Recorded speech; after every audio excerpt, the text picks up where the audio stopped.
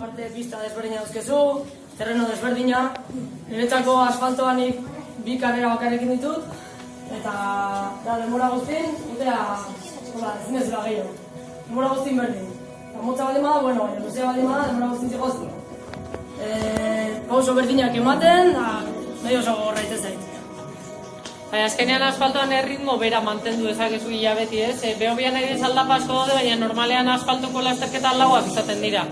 Baina mendikotan hori berak esan duan aldapetan igual oin eskuten gera, eta gero beraka edo lauan korrika. Eta gero nire ustez, belaunentzat ere mendia hobea da, ze belarrak eta beti amortiguatzen dute gehiago. Asfaltoan beti inpaktu guztia belaunetara dihoa, eta ni behintzat oso lesio gutxi euki ditut, baina euki ditudanak gehiago asfaltoan.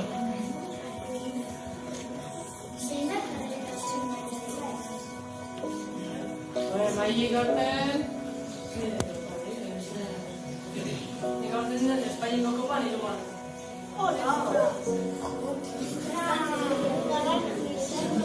Kopa bezan nahi du hainbat lasterketa behar dituzula puntuatzeko, eta gero puntuazio horren arabera egiten da, sailkapen orokor bat, galdiga bat.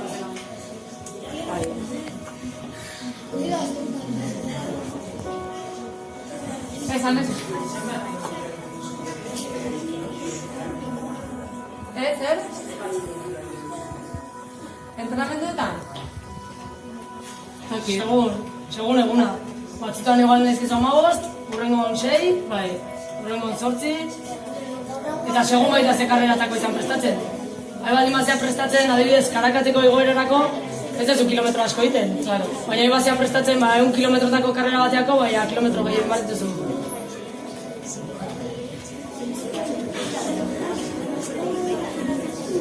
Beste galdera bat?